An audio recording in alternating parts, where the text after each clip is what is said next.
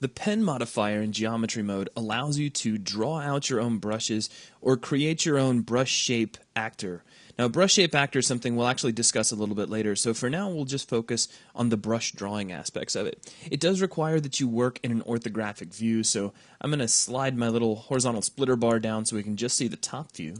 And we'll switch over to the pen modifier. There's a couple of settings here. We have auto extrude, which is if the shape that you create needs to automatically be extruded into a brush. If you don't have this checked, then you're technically not creating a brush at that point, in which case you're probably wanting to create a brush shape. So generally you want to have one or the other of these two checkboxes set. Now, a brush shape is going to be a special actor used in lathing, so we won't talk about that until we get to the lathe modifier. We can choose to create convex polygons. If you have this checked, basically an optimization is going to be run on your brush to make sure that you don't have any concave polygons. It'll keep all of the different polygons that make up your final brush very simple, and that can be very important, which is why this is on by default. And finally, you have your extrude depth, which is how tall your brush is going to be. So knowing that, let's take a quick stab at drawing something here. I'm going to select the red builder brush, and then while I'm in pen mode, I've actually got a little tiny white square that is once again chasing my cursor around very much as if we were using the brush clip modifier. But let me take my drag grid and we'll pull that down to 32 just to make that nice and big and easy to see. Now, just like with brush clip, I can tap the space bar to drop down points.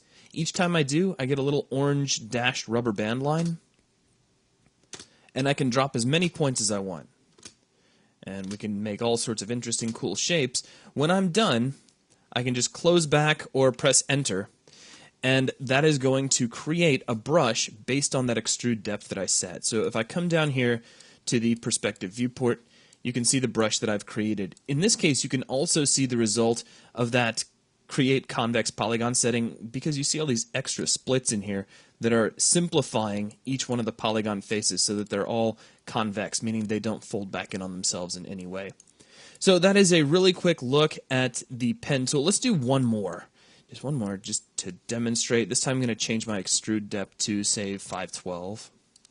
And we'll make something that's maybe a little more useful. So maybe if you need like a trapezoidal shaped room with an interesting angle, so I slide this over. Now you can still navigate the view with this because it's waiting for spacebar to drop down the points, which is very handy. And then we'll just close that back. And now, over here in perspective, you can see the result of our drawing. So extruded to 512 high. So that's going to wrap things up for this quick demonstration of the pen modifier. Thanks a lot.